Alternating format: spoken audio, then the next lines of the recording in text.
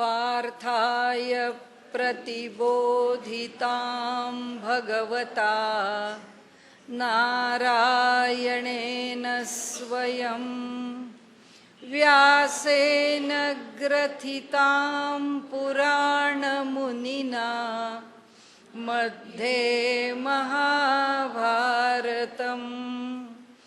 अद्वैतामृतवर्षिणीं भगवतीम् अष्टादशाध्यायिनीम् अम्ब त्वामनुसन्दधामि भगवद्गीते भवद्वेषिणीम्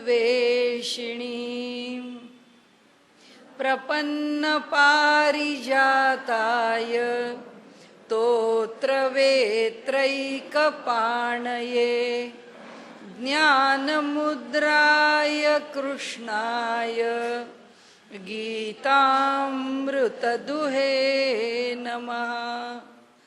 सद्गुरु प्रपन्नपारिजाताय स्तोत्रवेत्रैकपाणये ज्ञानमुद्राय कृष्णाय गीतामृतदुहे नमः। सद्गुरुं सच्चिदानन्दं केवलं करुणाकरं ज्ञानयोगेश्वरं वन्दे ज्ञानदेवं पुनः पुनः। गेल्या वेळी आपण मायानदीचं रूप घेतलं, त्याच्यापूर्वीही एकदा आपण त्या मायानदीचं रूप पाहिलं होतं.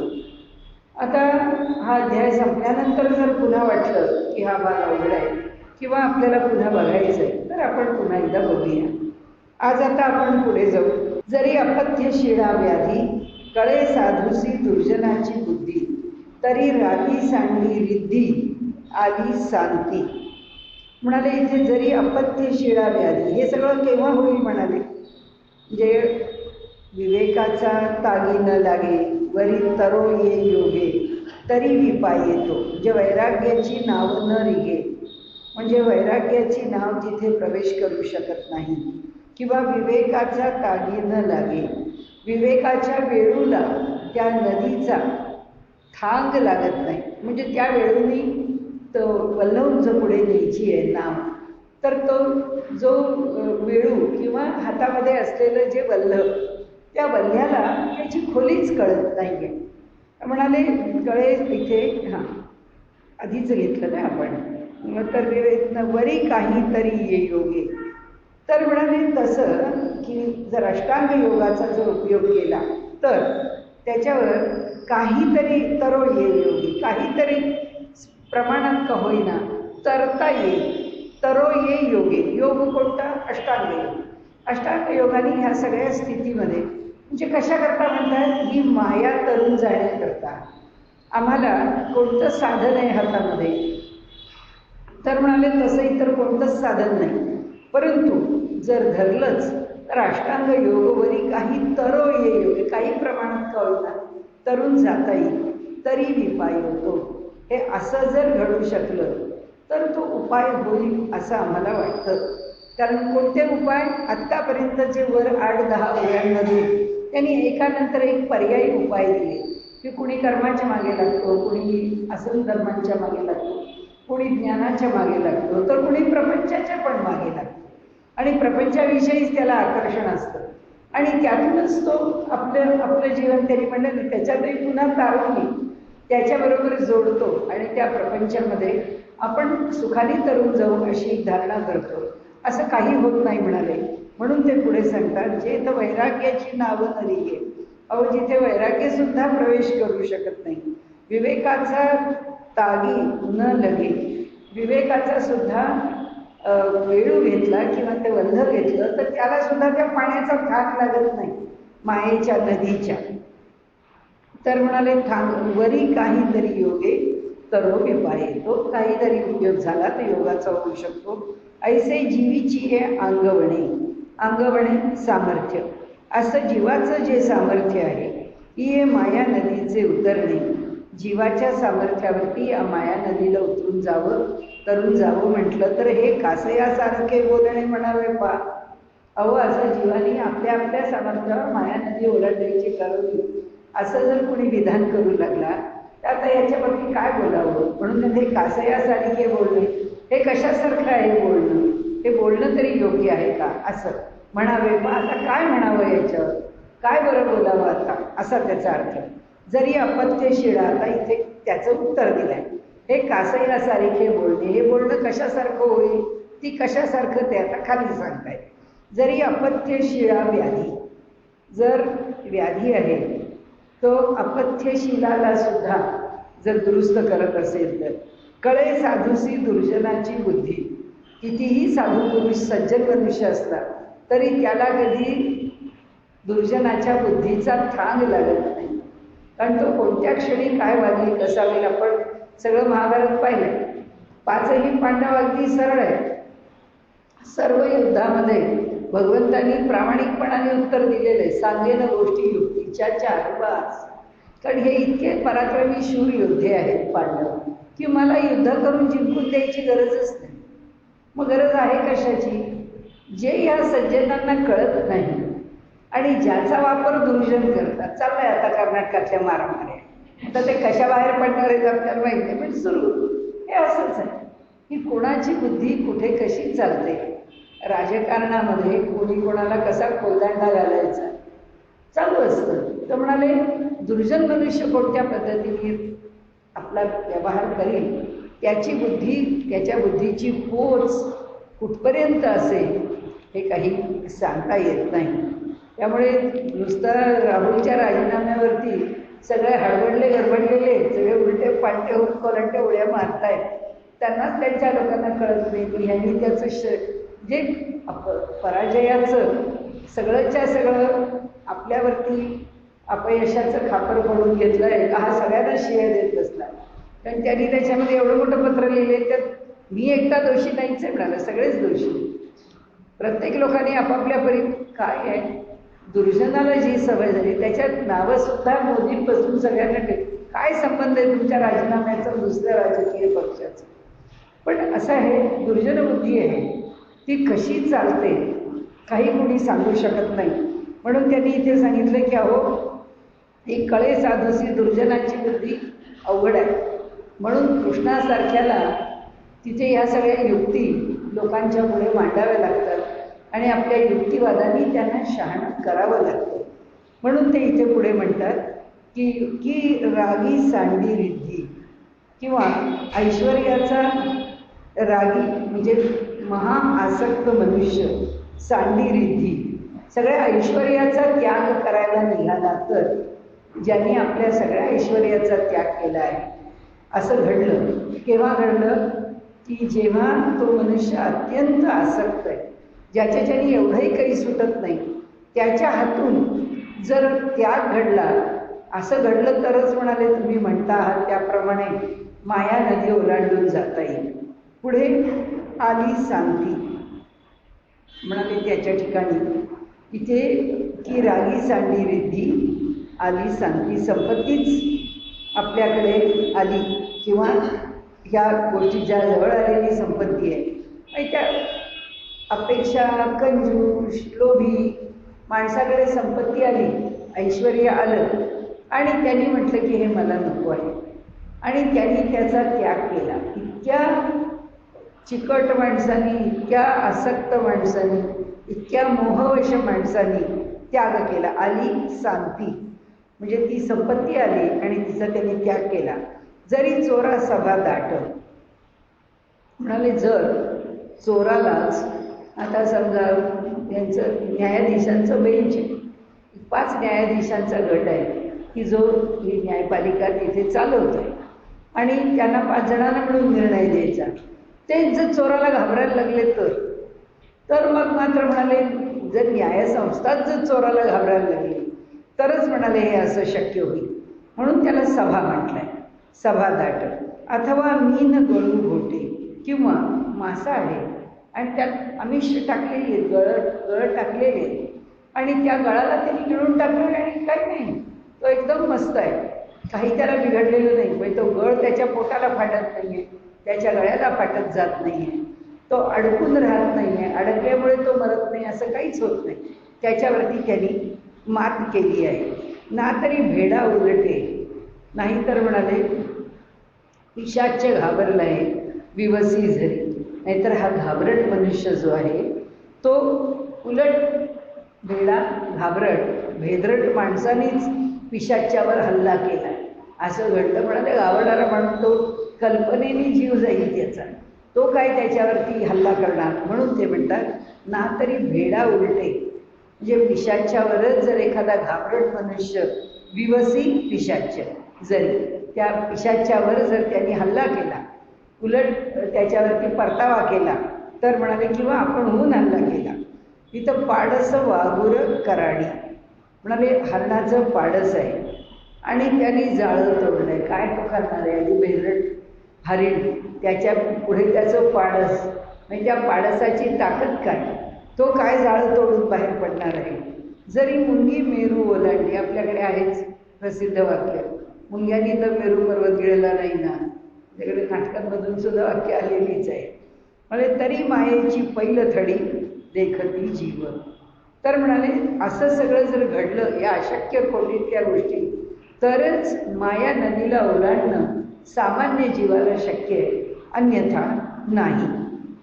म्हणून गा पंडुसुता जैसी सकाम न जिणवेची वनिता, तैसी मायामय हे सरिता न तरवे जीवा.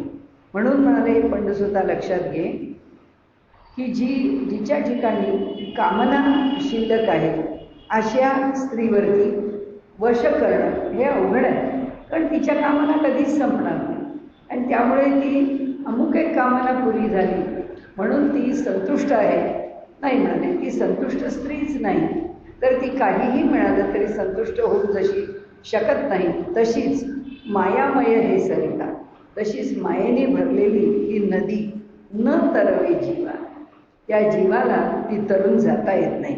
येथे एकची लीला तरले, या माया नदीमध्ये एकच प्रकारचे लोक तरून जाऊ शकतात, जे सर्व भावे मज भजे, ज्यांनी सगळं काही माझ्यावरती सोपवून दिले.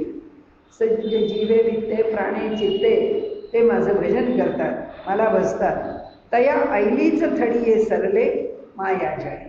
त्याला काय होतं म्हणाले, हे मायाजळ अलीकडच्याच किनाऱ्यावर संपून जातं, त्याला ओलांडायला ही माया नदी जावीच लागत नाही, तिला तरावंच लागत नाही, कारण त्याची प्रवृत्ती त्याला ऐल थडीलाच मायाजळाला संपवून टाकते, शुष्क करून टाकते त्या नदीला.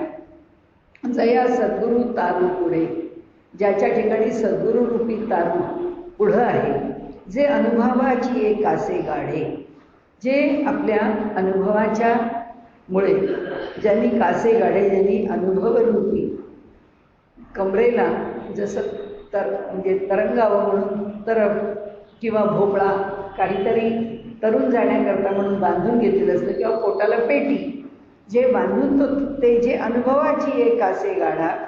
आता अनुभव अनुभूती कशाची, जया आत्मनिवेदन तरांडे आकळले, म्हणजे ज्यांनी एक तर सद्गुरूचं तारू पुढं केलं आहे आणि सद्गुरूच्या सामर्थ्यामध्ये अनुभवाचा ज्यांनी आपल्या ठिकाणी अनुभव घेतला, अनुभव म्हणजे अनुभूती, ज्यांच्या ठिकाणी अनुभव प्रत्ययाला आलेला आहे, म्हणजे त्यांच्यामुळे ज्यांना अनुभव काय हे आपण जेव्हा असं सहज विधान वाचतो आणि जेव्हा प्रत्यक्ष संतांची चरित्र बघतो, आपल्याकडे वारकरी संप्रदायामध्ये तर विशेषतः निगुरा राहू नकोस असा शब्द वापरलेला आहे. निगुरा म्हणजे गुरुशिवाय, गुरु नाही असा निगुरा म्हणजे गुरु, आणि हा निगुरा म्हणजे गुरुशिवाय आहे असा. तर त्या संप्रदायात आपण पाहिलं तर जे मोठे मोठे संत आहेत, या सगळ्या संत जे झालेत उत्तम अशा श्रेष्ठ अशा संतांचे जे शिष्य आहेत ते संतत्वाला पोचलेले आहेत. त्यांच्या चरित्रामध्ये आता वारकरी संप्रदायाचं चाललं आहे म्हणून वारकऱ्यांच्याबद्दल म्हणते. तुकाराम महाराजांचे शिष्य आहेत, त्याच्यामध्ये संतोबा पवार आहेत, बहिणाबाई आहेत, त्याच्यामध्ये निळोबा राय आहेत, असे अनेक शिष्य आहेत.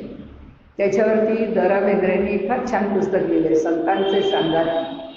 म्हणजे संत सत्पुरुषांच्या बरोबर त्यांचे असलेले जे शिष्य मंडळी आहेत ती शिष्यमंडळी आपल्या ठिकाणी किती अधिकारांनी संपन्न आहे आणि ती अधिकारी कशी होतात.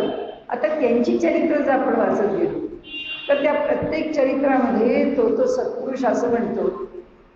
कोणी म्हणतं आता निळोबारायांच्या चरित्राचं प्रसिद्ध उदाहरण की निळोबाराय भगवंताला सांगत राहिले की माझा जन्मच तुकोबांच्या जन्मानंतर आहे. मला तुकाराम महाराजांची प्रत्यक्ष तर काही गुरुदीक्षा गुरुमंत्र होणं शक्य नाही, पण मला तुकारामांच्याच कडून गुरु मिळले पाहिजे. काही झालं तरी मग पंढरीनाथा तेवढं तू माझ्याकरता कर, तेवढं तू माझ्याकरता कर असं म्हणून मोठा जीवाचा आकांत आरंभला. काही दर्शन होईना, तुकाराम महाराजांचा दृष्टांत होईना. मग आता काय करायचं. मग शेवटी त्यांनी प्रायोपवेशन सुरू केलं की नाहीच आता जिवंत राहायचं आणि देह सोडून द्यायचा. आणि त्याप्रमाणे प्रायोपवेशनाचा काळ दीर्घ काळ लोटला तरी होईना शेवटी शरीर विकलांग झालं, इतकं दुर्बल झालं आणि फारशी शुद्ध राहिली नाही, ग्लानी यायला लागली.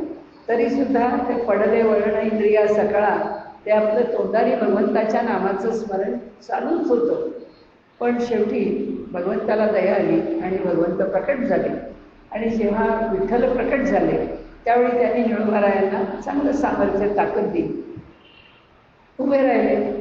त्यांनी पाहिलं तर समोर विठ्ठल. ते म्हणाले तू आलाच कशा करता इथे.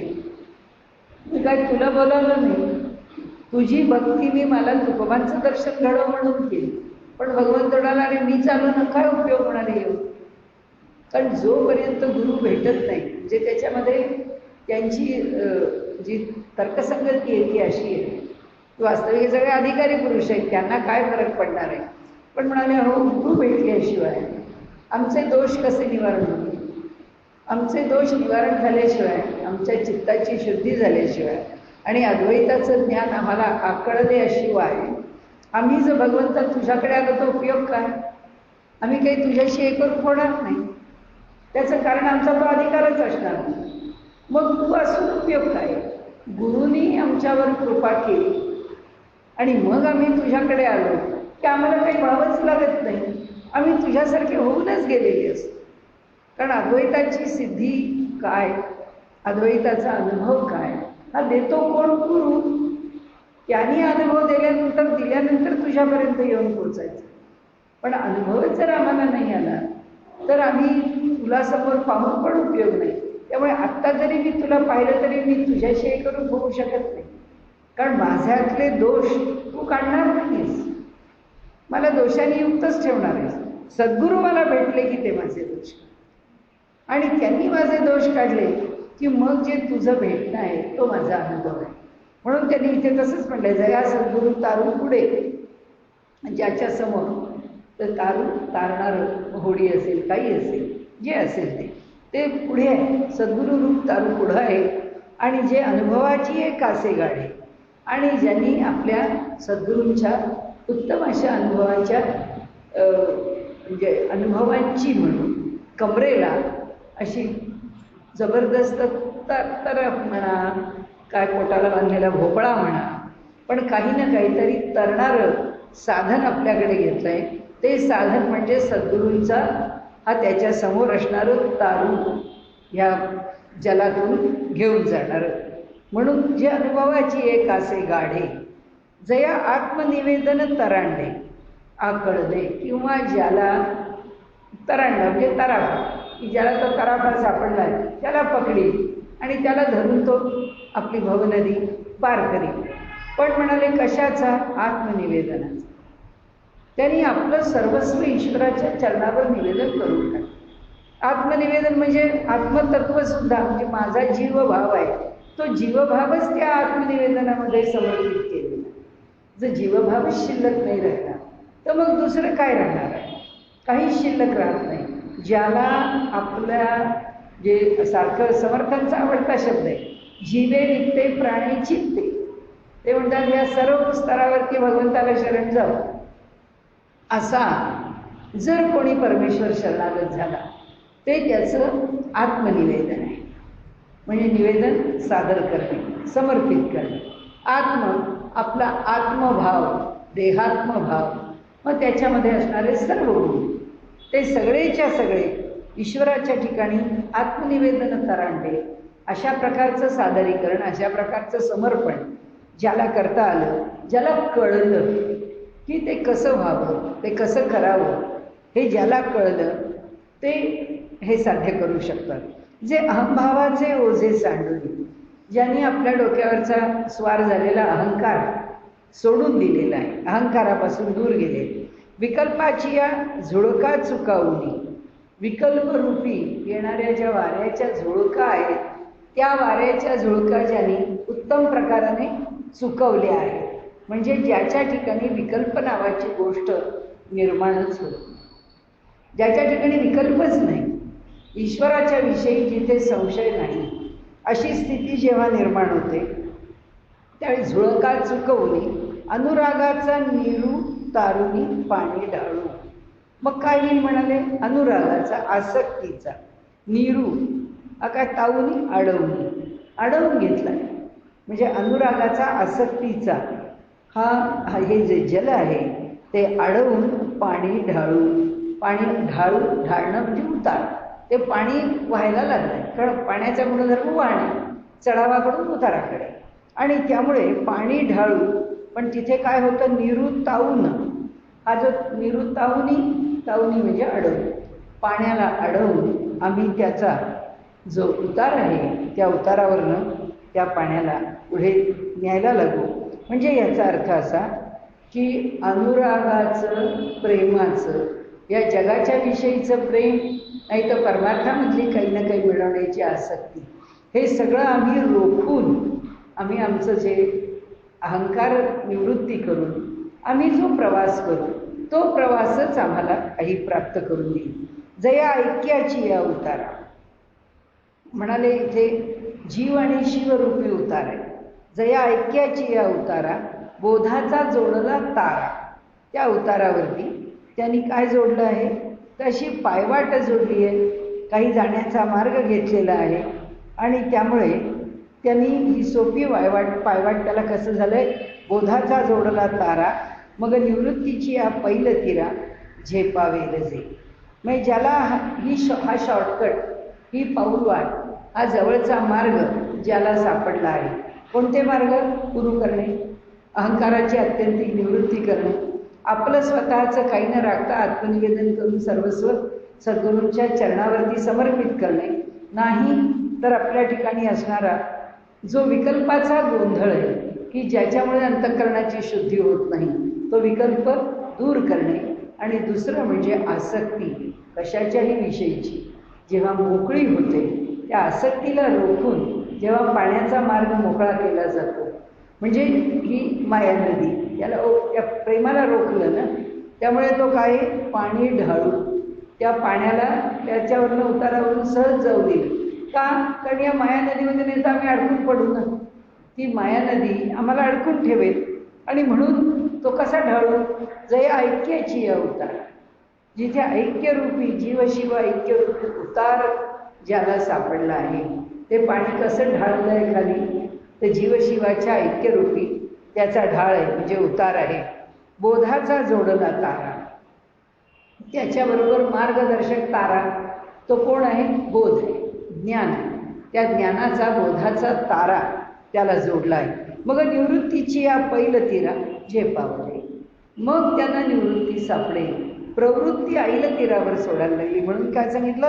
अनुरागाचा निवृत्तावनी पाणी ढाळू, त्या पाण्याला उतार देऊन टाकला, पाण्याचा निचरा केला, पाणी घालवलं. आणि आता ते कुठे घालवलं?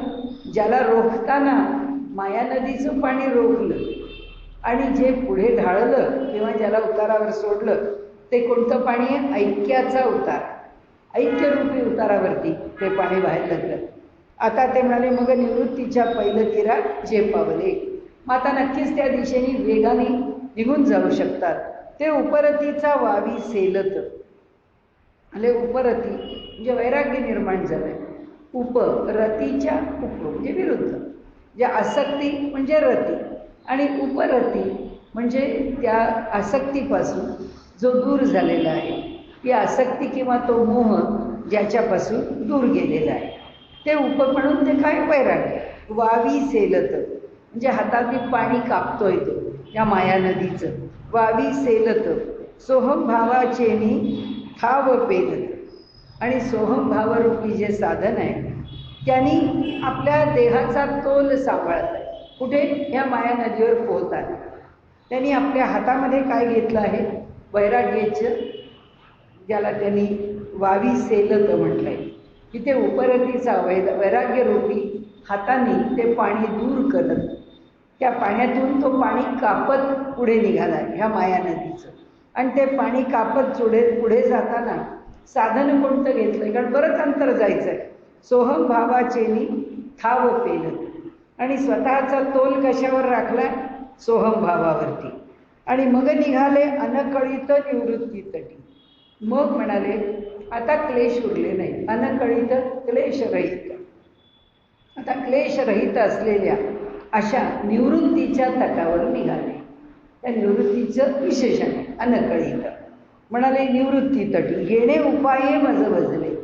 अशा उपायांनी जर माझी उपासना केली, ते हे माझी माया तरले, तर तेच माझी माया करून जातील.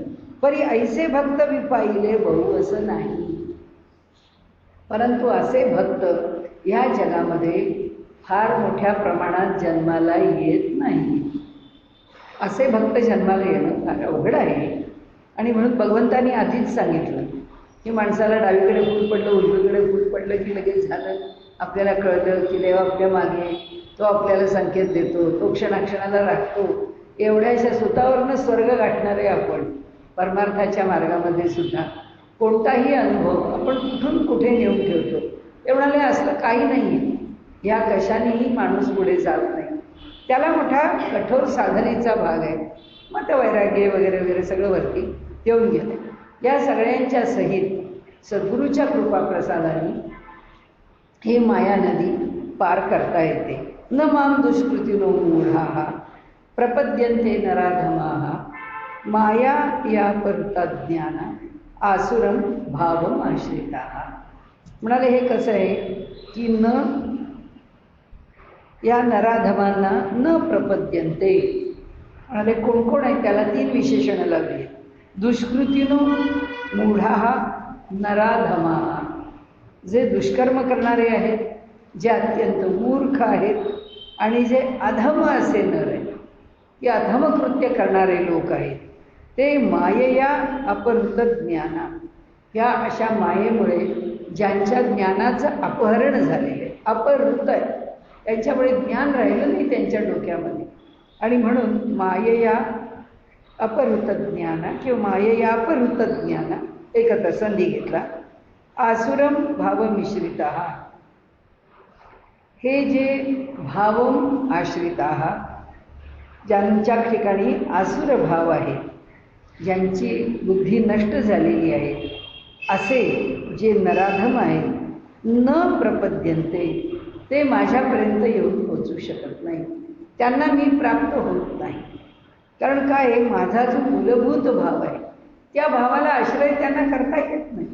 ते माझ्यापर्यंत येऊन पोचत नाही, कारण ते आसुर भावाने युक्त आहे. आणि त्यांना मायेचं आवरण इतकं जबरदस्त आहे की त्यामुळे त्यांचं योग्य ज्ञान हे नष्ट झालेलं आहे, ते अज्ञानामध्ये युक्त आहेत. आणि म्हणून ते म्हणतात की अशा प्रकारे ज्यांच्या भूमिका आहेत, जे दुष्कृती करणारे आहेत, जे मूढ आहेत आणि जे नराधम आहेत, अशी 3 विशेषणं त्यांनी वापरलेली आहेत. आणि यांच्या ठिकाणी विवेक किंवा ज्ञान जेव्हा अपहृत झालेलं आहे, त्याचं ते ज्ञान नष्ट झालेलं आहे, आणि माया ज्यांच्यावरती स्वार झालेली आहे, ज्यांनी आसुर भावाचा आश्रय केलेला आहे, ते माझ्या भावाला आश्रय करू शकत नाही. न प्रपद्यन्ते, ते माझ्यापर्यंत येऊ शकत नाही. मग कोण येऊ शकतात? तर चतुर्विधा भजन्ते माम जनाः सुकृतीनोर्जुन अर्थो जिज्ञासुरर्थार्थी ज्ञानीच भरतर्ष. म्हणाले 4 प्रकारचे लोक माझं भजन करतात, किंवा 4 हेतूंनी करतात, 4 कारणांनी करतात, 4 प्रकारांनी करतात. माम जनाः, हे लोक कोण?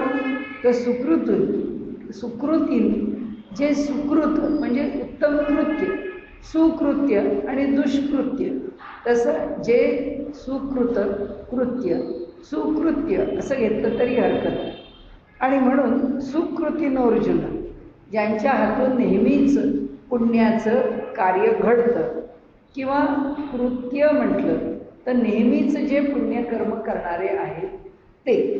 कोणताही शब्द तसा नाही आहे इथे फक्त सुकृती पुण्यवान एवढा शब्द घेतो आपण. म्हणाले अर्जुना, आता हे असे जे पुण्यवान लोक आहेत ते जिज्ञासू आहेत. म्हणजे जेव्हा भगवंताची उपासना करतात त्यामध्ये कशा कशात समाविष्ट होतात. पहिला भाग आर्त आहे, दुसरा भाग जिज्ञासू आहे, तिसरा भाग अर्थार्थी आहे आणि चौथा भाग ज्ञानी आहे. अशा 4 विभागामध्ये ज्याचं वर्गीकरण झालेलं आहे.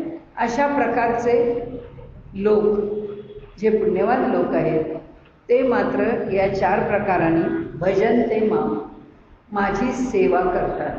भज सेवायाम भक्ती, तिन्ही भावाने त्याच्यामध्ये भजन, त्याच्यामध्ये सेवा आणि त्याच्यामध्ये भक्ती. कोणत्याही स्वरूपाने त्या शब्दाचा आपण उपयोग करावा. आता म्हणून ते म्हणतात पहिला कसा आहे, आर्त आहे, की ज्याला दुःखाने वेगळं आहे, हैराण झाला आहे, असा दुःखाने आर्त असलेला भगवंताच्या ठिकाणी टाहो फोडतो आहे, अंतःकरणामध्ये त्या दुःखाने विव्हळ झालेला आहे असा. दुसरा जिज्ञासू, की ज्याला भगवंत म्हणजे काय आहे, जग म्हणजे काय आहे, कोणी निर्माण केलं, यांनी निर्माण केलं, तो कसा आहे, तो खरंच भेटतो का, असे त्याला अनेक प्रश्न आहेत. म्हणून तो माझी भक्ती करण्याकरता प्रवृत्त होतो. कारण काय, तो चांगल्या प्रवृत्तीचा मनुष्य आणि त्यामुळे तो पुण्यवान माणूस आहे. त्याच्या मनामध्ये निर्माण झालेली शंका प्रामाणिक आहे आणि त्या प्रामाणिक शंकेचा शोध घेण्याकरता तो निघाला. असेच माझ्या ओळखीचे खूप मोठे इंटरनॅशनली नोन असे मोठे अधिकारी डॉक्टर आहेत, न्यूरोसर्जन आहेत. किती सिन्सिरिटी असावी ईश्वराच्या विषयी जाणून घेण्याकरता, मला मोठं आश्चर्य वाटतं. आणि विकल्परहित अंतःकरण आहे, की त्यांना असं कधी मनातच येत नाही की हे अशा प्रकाराने आपण केलं तर यातून काय होऊ शकेल. मग हे या कारणाने किंवा या साधनेने किंवा या उपायाने आपल्या आयुष्यात आपण जर मार्गक्रमण केलं तर आपल्याला ईश्वरापर्यंत पोचणं सोपं होईल. ते त्याचं लगेच कोष्टक मांडणार, ते आपल्या दिवसामध्ये कसं अंतर्भूत करायचं ते ठरवणार, त्याचा अंतर्भाव करून ते चालायला लागतं. म्हणजे असं केल्याने काय होणार नाही तसं असं ते वाटतच नाही, कारण विकल्पच नाही आहे मनामध्ये. इतकं स्वच्छ मन मिळणं हा सुद्धा प्रसाद आहे भगवंताचा, कारण संशयच नाही मनामध्ये. मला नेहमी आश्चर्य वाटतं की इतकं काय गेल्या जन्मी केलं असेल की ज्याच्यामुळे ह्या जन्मामध्ये कुठे संशयाला त्यांच्या अंतःकरणात जागाच राहील नाही. बरं, आणि असं आहे ना की माणूस अशा एका ठिकाणी असतो की त्यालाही कोणी चॅलेंज करत नसतं आणि त्यालाही कुणाला चॅलेंज करायची, कुणाला आव्हान द्यायची त्यालाही गरज राहत नाही. कारण आपल्या आपल्या क्षेत्रातली माणसं एवढी यशस्वी आहेत की काय फरक पडत नाही, की नाही होय असलं मला पटत नाही तसं मला पटत. उलट आहे की एवढा यशस्वी माणूस जेव्हा एखादी गोष्ट सांगतो तेव्हा लोक ती स्वीकारतातच, लोकांना ती पटतेच. त्याचं कारण असं की त्या माणसाच्या विचारांना एक विशिष्ट पातळी असणारच हे अध्यारोतच असतं. म्हणजे त्या माणसाला काही कुणाला आव्हानं देत बसावं लागत नाही, त्याला त्या त्रासात जावं लागत नाही. अर्थात त्याचा आत्ता इथे विषय नाही आहे. आपला विषय एवढाच आहे की जो जिज्ञासू आहे तो आपण व्यवहारात जशी आपल्या घरातली लहान मुलं बघतो, कशा देव कशावरनं मानायचा, कशाकरता मानायचा, काय होतं, कोण एवढे लोक मानतात, सगळे हजार प्रश्न त्याच्यावरती आपल्यासमोर उभे राहतात. आता ती मुलं का प्रश्न निर्माण करतात, कारण त्यांच्या मनामध्ये विकल्प पुष्कळ आहेत. म्हणून विकल्प का आहे, कारण ते लहान आहेत, हा पहिला भाग. दुसरं या विषयाचं अज्ञान आहे, हा दुसरा भाग.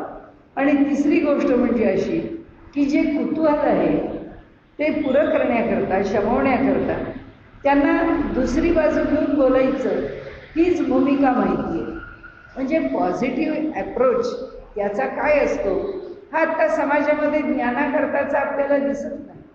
कोणत्याही क्षेत्रामध्ये जर ज्ञान मिळवायचं आहे तर मुलं प्रामाणिकपणे आपल्या शिक्षकांकडे गेली, त्यांनी सांगितलं आम्हाला हा भाग कळला नाही आहे, हा आम्हाला समजावून सांगा, कारण तो परीक्षेमध्ये आम्हाला त्याचं उत्तर द्यायचं आहे, पण आम्हाला ती संकल्पना कळलेली नाही.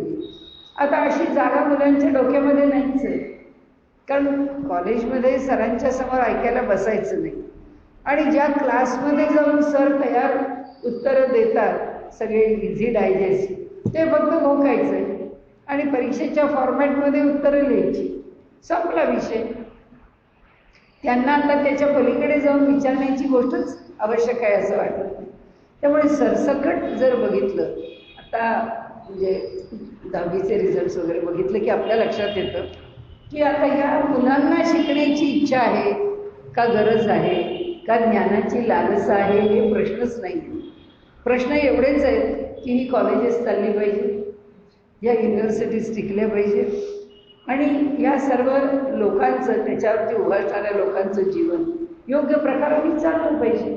विद्यार्थ्याला काहीच पडलेलं नाही, क्लासच्या शिक्षकांना विद्यार्थ्याचं काही पडलेलं नाही, त्यांना फक्त त्यांच्या फीशी मतलब आहे की चला पैसे मिळाले क्लासमधले मुलांचे की विषय संपला. मग तू पास होतो का नाही होतं ते तुझ्याकडे. की आमच्या क्लासमध्ये इतकी मुलं पहिली येतात, ते पुन्हा सगळी जाहिरात अशीच आहे की खरंच त्या क्लासमध्ये असतो की नाही, तो कुठला असतो, तो कोण पाहिला येतो, त्याचा चेहरा दाखवला आहे, तो मुलगा खराच पाहिला आलेला असतो, सगळेच प्रश्न आहेत. म्हणजे शेवटी काय होतं, आता मी बघितले यावर्षीचे रिझल्ट 10वीचे, तर ज्या ज्या एरियातून मुलं परीक्षा देतात ते एरिया मला असं वाटतं की सर्कल केलेलेच असतं. 35 आणि 36 मार्कावर सगळ्यांना पास केले, बरोबर आहे, कारण ते जर पास नाही झाले तर SSC बोर्ड चालायचं कसं, आणि ते जर नाही चाललं तर सगळा आमचा शिक्षणाचा व्यापच संपून जाईल. त्यामुळे चालू राहिलं पाहिजे, म्हणजे शो मस्ट गो ऑन, चाललंय. मला ती माझ्याकडे मुलगी येते, तिला कानडी मीडियममधून शिकते आणि कानडी मीडियममध्ये तिला 35-36 म्हणजे तिची टक्केवारी 37 सुद्धा नाही. म्हणजे आपल्याला कळतंय की सगळ्या विषयात तिला 35 आणून ठेवलं आहे. आता ती मुलगी 11वीत, तिला कळतच नाही आपल्याला 11वीत जायचं आहे का नाही. ती मला म्हणाली आम्हाला सरांनी आमच्या बोलावलं आहे आणि त्यांनी आम्हाला सांगितलं मी दिलेला फॉर्म आहे ना, त्या फॉर्मवर मला सही करून द्यायची, कारण सही करून नाही दिलं आणि अशी 25 मुलं जर वर्गात नाही आली तो 11वीचा वर्गच बंद पडेल, कॉमर्स मिडियमचा. मग त्या शाळेचं काय भवितव्य, म्हणजे मग कलवाडींना उत्तर काय द्यायचं. कानडी मीडियमची शाळा आम्ही चालवतोय आणि ती चालवतो, काय उत्तर देणं. म्हणजे हे विद्यार्थी असे ढकलत दिलेच पाहिजे, त्यांना पास करत दिलंच पाहिजे. हे जे प्रकरण आहे ना, ह्याच्यामध्ये आता जिज्ञासा खऱ्या अर्थाने उभी राहत नाही. 4थ्या अध्यायातच त्यांनी आपल्याला जिज्ञासेचं स्वरूप सांगितलं की खरं ज्याला जाणून घ्यायचं आहे तो तद्विधी प्रणिपातेन परिप्रश्नेन सेवया. आता तो काय करतो, त्याला जाणायचं आहे, तद्विधी प्रणिपातेन परिप्रश्नेन सेवया. 3 मार्ग आहेत, सेवा हा एक मार्ग आहे, तो सर्वश्रेष्ठ मार्ग आहे.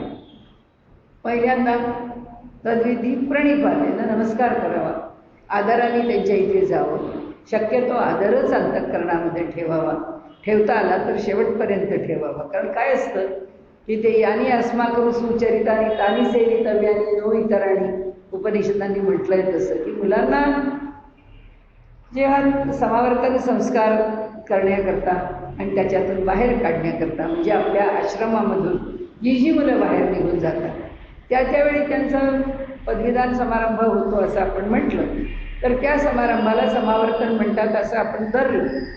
तर तो संस्कार झाला की मग कुलपती आपल्याकडे जसं ॲड्रेस असतो तसंच ते त्यांना उपदेश करतात.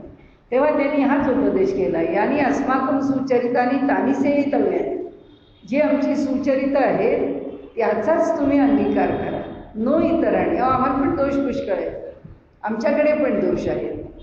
म्हणजे माझ्याबरोबरच माझ्या मागेच होत्या, 1 वर्ष त्या लहान आहेत माझे, पण आमच्या इथे फिजिक्स डिपार्टमेंटला असं प्रोफेसर होते की जे अखंड आवारामध्ये सिगरेट ओढत असत. पण आम्हाला विद्यार्थ्यांना त्याची गंमत वाटायची, आम्हाला वाटायचं की किती सर हुशार आहेत आणि सर इतके मोठे आहेत की त्यांचं सिगरेट न पिता ते इथे राहावेत असा नियम लावला. आणि ते जर उद्या म्हणाले नाही नाही मला सिगरेटशिवाय होतच नाही, मी चेन स्मोकर आहे, मला सिगरेट लागतेच, तर जे युनिव्हर्सिटीसुद्धा या विद्वान लोकांच्या या गोष्टी सांभाळून घेते ह्याचंच आम्हाला कौतुक आहे. हे आम्हाला वाटतं की केवढं ना किती मोठा माणूस आहे ना की जो ज्याच्याकरता युनिव्हर्सिटी हे सगळं चालवून घेते. म्हणजे इथे ज्या शिक्षकांनी सांगितलं आहे आम्हाला पुष्कळ आमच्याकडे दोष आहे.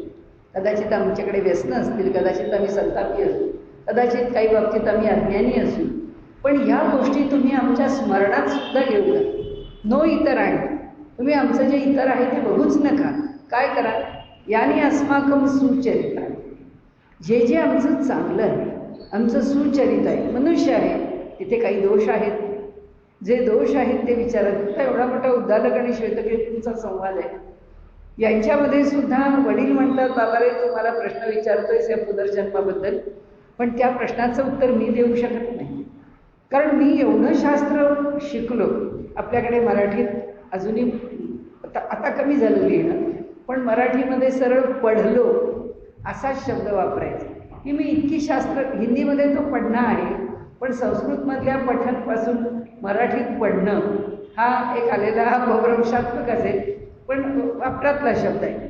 तर इतकी सगळी शास्त्र पढलेले लोक, पढित, त्या सगळ्या लोकांना सुद्धा असं म्हणजे मुलाला त्यांना सांगावं लागलं की अरे मी इतकं शिकलो आहे पण हा विषय माझ्याकडे नाही आहे. मग आता त्या मुलांनी असं म्हणावं का की बाबा कमाल आहे, तुम्हाला हा विषय येत नव्हता तर तुम्ही स्वतःला इतके ज्ञानी कसे समजला? असं नाही. जे मला येत नाही तर तुला कळलं आहे की कुणाकडे तरी ही विद्या आहे तर तूच कशाला? मग पुढे ते म्हणतात की अरे तुझ्याबरोबर मी पण येतो, आपण दोघेही त्या प्रवाहाने जयगिरीकडे जाऊ आणि त्यांच्याकडे जाऊन हा विषय आपण शिकून घेऊ. तर सांगण्याचा हेतू इथे एकच आहे की इथे जिज्ञासू जिथे म्हटलं आहे ती जिज्ञासा मात्र प्रामाणिकच पाहिजे. जो जिज्ञासू भक्त आहे त्या भक्ताची जिज्ञासा डोकं तिरकं चालवणारी असेल तर तो हा जो सुकृत भक्त होणार तो सुकृतीन असणार नाही. तो फक्त त्याच्यामध्ये काही ना काहीतरी तर्कट लढवणारा असेल. जसं आज आपण बघतो की काहीही पण कोणत्याही विषयावर लिहायला मंडळींना काही वाटतच नाही. म्हणजे असं वाटलं की आता अर्जुनाला बदनाम करायचं आहे आणि कर्णाला पुष्कळ उचलायचं आहे, तर कशाचाच संदर्भ न घेता यांच्या मनास येईल तेच चालू असतं. त्यांना आता सीतेला अग्निदिव्य करायला लावलं, त्या रामाला जर त्याची निंदाच करायची आहे तर मग पुष्कळ तर्कच उभे करायचे रामाच्या विरुद्ध. अहो ते सीतेला विचारा ना, तिचं काही आहे का तक्रार रामाविषयी? तुम्हाला कोणी तिची बाजू घेऊन वकिली करायला सांगितली? ती तुमच्याकडे आली आहे का वकीलपत्र घेऊन? नाही. पण माझी जिज्ञासा, जे जिज्ञासा आहे ही त्या ज्ञानाची जर जननी असेल तर विपरीत जिज्ञासा ही ज्ञानाचा नाशच करणार, ती काही ज्ञान देऊ शकणारी नाही आहे. त्यामुळे जो जिज्ञासू भक्त आहे किंवा भक्तीच्या मार्गाने जाणार आहे त्याची म्हणजे विकल्परहितच जिज्ञासा राहील तर ती अधिकाधिक त्याला फायदेशीर होईल. सगळा विकल्प आपल्यासारख्याचा जाईल असं आपण म्हणू शकत नाही. मनात शंका असतात, येतात, अविश्वास निर्माण होतो. फार मोठी मोठी माणसं सुद्धा व्यवहारामध्ये बघायला मिळतात की ज्या लोकांच्या इतक्या सगळ्या अभ्यासानंतर सुद्धा त्यांना असं वाटतं की खरंच हे एवढं सगळं आपण बोलतो, एवढी व्याख्यानं प्रवचनं करतो, तरी अशा मोठ्या माणसांना विचारलंय म्हणून मी आपल्याला सांगते. मी काही कल्पनेने नाही सांगत. त्यांनी असं विचारलं, हो एवढं बोलतो पण खरंच देव आहे का हो? आता या सत्पुरुषाच्याकडे हजारोनी शिष्य आहेत. तोच सत्पुरुष साशंकित आहे. काय करावं? आला ना प्रश्न. तर सांगण्याचा हेतू असा की जिज्ञासा ही जी गोष्ट आहे ही नक्कीच शमवून घ्यावी लागते.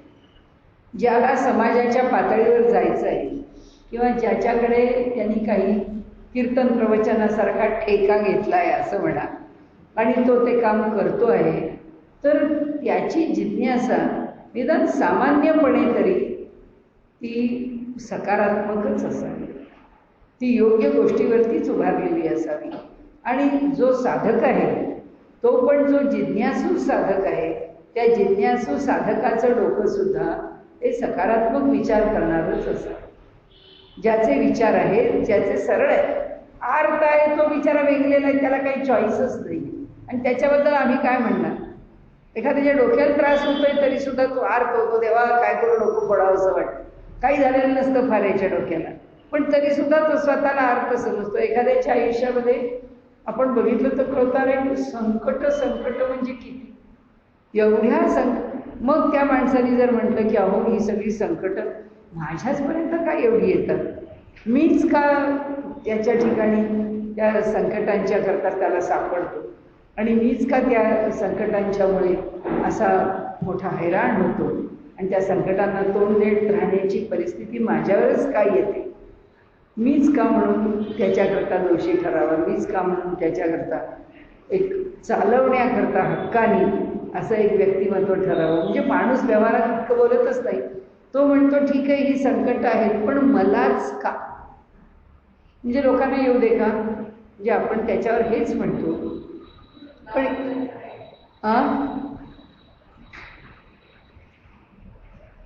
काय पाहिजे का, तर त्यांनी म्हटलं की आर्त मनुष्याला काही चॉईस नाही, त्याला काही निवड नाही आहे. कारण त्याला कशाचं दुःख होईल, कशाकरता दुःख होईल, कशाने हैराण होईल, कशामुळे बेजार होईल, विकल होईल सांगता येत. जिज्ञासू हा आपल्या जीवावर जिज्ञासा घेऊन उभा आहे. त्यामुळे जिज्ञासूला मात्र आपण कसं पाहिजे आणि आपण आपल्याला कसं बरोबर आकार दिला पाहिजे, घडवलं पाहिजे, आपण आपल्याला कसं ठेवलं पाहिजे हे मात्र त्याला संस्कारांनी शहाणं करून घ्यावं लागेल. प्रत्येक ठिकाणी वागता बोलताना त्या जिज्ञासूच्याकडे मात्र काही अपेक्षा आहे की तो, आणि म्हणून त्यांनी जिज्ञासू हा सुद्धा सुकृतीनांच्यामध्ये घातला. हा जो सुकृत करणारा आहे, जो पुण्यवान मनुष्य आहे, जो सज्जन आहे, त्याची जिज्ञासा योग्य. कुणीतरी आपलं काही म्हणायचं, तर्कट लढवायची आणि त्याला उगीच पुन्हा पुन्हा उत्तरं देत राहायची. कशा करता योग्य माणसं त्याच्यामध्ये पडत नाही. ज्या माणसाला निश्चितपणाने काही रचनात्मक काम करायचं आहे ती माणसं यांच्या भानगडीतच पडत. तुम्हाला काय बोलायचं बोला, राहू द्या. प्रसंग किंवा परिस्थिती फार विकोपाला गेली तर त्याच्याकरता बघता येईल. तोपर्यंत उपेक्षा हीच शस्त्र वापरावं असं होतं. अर्थार्थी ज्याला काहीतरी मिळवायचं आहे, मिळवणाऱ्याला काय आकाशाची मर्यादा आहे, कितीही मागतच राहा आणि तू देतच राहा म्हणायचं. हा सारखा गिव्ह अँड टेक रिलेशनशिप आहे की मी तुला हे देतो, तू मला ते दे, तेव्हा तुझ्याकरता मी काय ते शुभ्र बुधवार करीन, काय पिवळे गुरुवार करीन, नाही तर संतोषी मातेचे शुक्रवार करीन, नाही तर 16 सोमवारचं व्रत करीन, हे मी सगळं करीन, तू मला त्याच्या बदल्यात दे. म्हणजे विनिमयच आहे, व्यापारच आहे की देवाणघेवाण, गिव्ह अँड टेक हीच रिलेशनशिप आहे. असा तो अर्थार्थी आहे.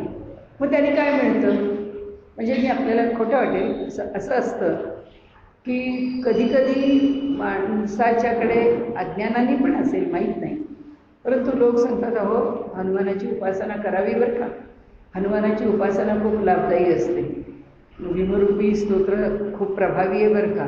म्हटलं हो का, काय अनुभव आहे त्याचा. अहो म्हणाले चौकामध्ये सिग्नलला जर आपली गाडी उभी राहिली तर म्हणाले आपण उभं राहिल्यानंतर भीमरूपी म्हणाले की आपला सिग्नल सुटतो. आपला सिग्नल कसा सुटेल, तर कंट्रोल वेगळा आहे त्या सिग्नलचा.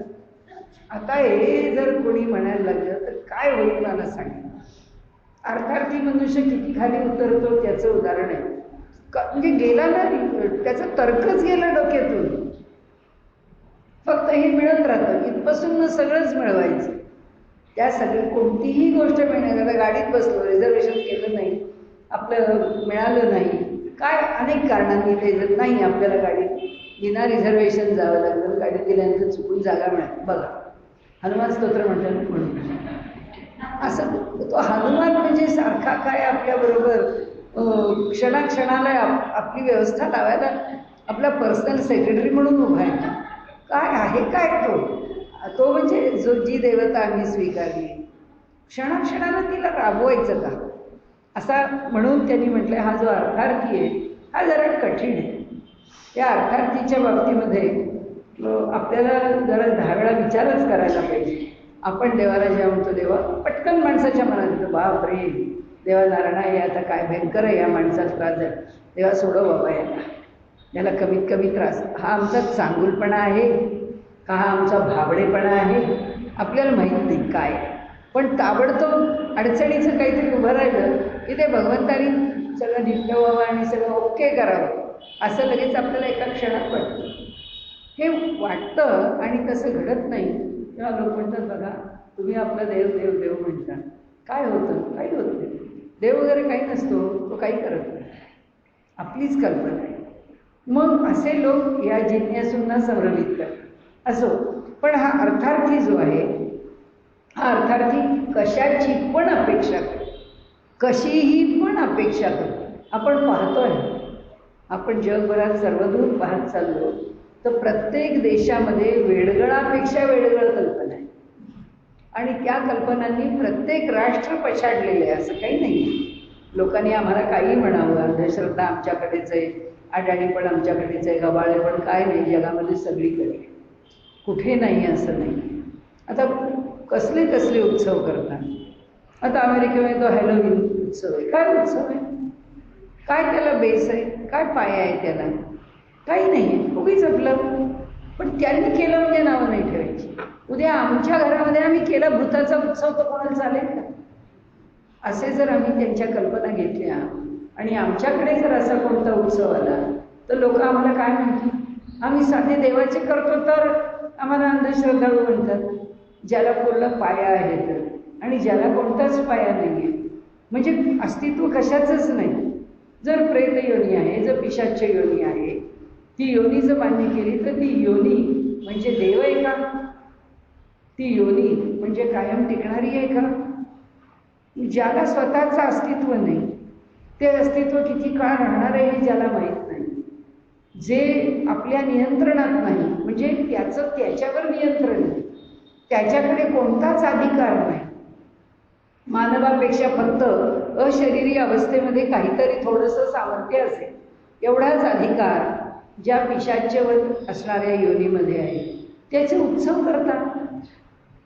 त्या उत्सवांना तुम्ही मोठे, तिकडे अमेरिकेत सगळ्यांच्याकडे होतो, मग आपल्या मुलांना वाटतं की का नाही उत्सव, म्हणून आपण पण करतो. मग आता हा आपण पण करतो तर मग आमच्याकडचे पण सगळे उत्सव तुमच्या मुलांना शिकवण्याकरता का नाही हो करत? का नाही करत? म्हणजे प्रश्न असा आहे की तर्क आपला कशाशीही सोयीस्कर लावायचा आणि तो योग्य आहे असं म्हणून स्वीकारायचा, हे कोण आहे? हे एका प्रकाराने अर्थार्थीच आहे. कोणत्या ना कोणत्या तरी प्रकाराने त्यांना काही ना काहीतरी पाहिजे असते म्हणून ते करत असतात. आणि म्हणून ते अर्थार्थी आणि ज्ञानी, म्हणजे हा जो आपण आत्ता बोललो तो काही अर्थार्थी नाही आहे, त्या हॅलोवीनचा उत्सव का करतो, हा अडाणी आहे, अज्ञानी आहे. हा अर्थ पण नाही आहे, हा जिज्ञासू पण नाही आहे, हा अर्थार्थी पण नाही आहे, हा पूर्णपणाने अज्ञानी आहे, हा वेडेपणा आहे, हा गतकानुगतिक आहे, दुसरं काही नाही. आता यांनी इथे पुढे म्हटलं की जो चौथा ज्ञानी आहे, भगवंतांनी सांगितलं ही अपेक्षा आहे की भक्त कसा असावा याची भगवंताच्या बाजूने जी अपेक्षा आहे ती अपेक्षा त्यांनी ज्ञानी शब्दामध्ये आपल्याला सांगितलेली आहे. आणि म्हणून तो असा ज्ञानी असलेला तो माझा खरा भक्त, जे बहुता एका आवाहन करू अहंकाराचा भूत संचार जाहला म्हणून विसरू आत्मबोधाचा. जे बहुता एका आवाहन करू अहंकाराचा भूत संचार, ज्यांच्या ठिकाणी अहंकाराच्या भूताचा संचार झाला आहे, जाहला म्हणून विसरू आत्मबोधाचा. आणि म्हणून जे अहंकाराने पछाडलेले आहेत त्यांच्याबद्दल ते वेळी नियमाचे वस्त्र नाटवे. त्यावेळी कोणताही नियम, कोणतंही बंधन, कोणताही विधिनिषेध विचारात घेतला जात नाही. वस्त्र नाटवे पुढीले अधोगतीची लाज नेणवे. आणि म्हणून वस्त्राची जर आठवण नाही झाली तर विवस्त्र स्थितीमध्ये त्या लाजेचा त्याला कुठल्याही प्रकारे स्मृतिभ्रंश झाल्यासारखा विचारच मनात येत नाही. आणि करितात जे न करावे वेदू म्हणे. जरा कडक शब्दात माऊली बोलते आणि म्हणाले की जे वेदांनी सांगितले विधिनिषेध त्याचा विचार न करता जे व्यवहार करतात, पाहे पा शरीराची या गावा जया लागी आले पांडवा, तो कार्यार्थू आघवा सांडोनिया. म्हणजे ह्या शरीराचं गाव, शरीररूपी गावाला ह्या पुरामध्ये म्हणजे आम्ही हे जीव जे जन्माला आले आहेत या शरीरामध्ये, ते काय झालंय, जयालागी आले पांडवा, तो कार्यार्थू आघवा सांडूनिया. त्या कार्याच्या मागचा हेतू काय, आपण जगात आलो कशा करता, आपल्या येण्याचं प्रयोजन काय, याचा विचार ते साफ सोडून देऊन या जगामध्ये मनःपूतम समाचारे या भूमिकेतून व्यवहार करतात. इंद्रियग्रामीचा राजबिंदी, राजबिंदी किंवा बिधी, तो आपण इथे माझ्या चुकून अनुस्वार पडलाय, पण तो बिधीच पाहिजे, बिंदी नको. हा इंद्रियग्रामीचा राजबिधी, अहम ममतेची या जल्पवादी, आणि अहंकार आणि ममतेचा जल्पवाद म्हणजे निष्फळ बडबड आहे. आणि निष्फळ ज्याला आपण म्हणू अशी वृत्ती पण आहे की ज्या वृत्तीमधून काहीही फळाला येत नाही, असं अहंकार आणि ममता याचा जल्प म्हणजे अज्ञानांनी युक्त असलेलं, ज्याच्यातून काहीही निर्माण न होणारं असं निष्फळ, असं फुकट जाणारं, असं अयोग्य, अशा प्रकारचा जो व्यवहार किंवा विचार आहे, विकारांतरी मांदी मेळविती.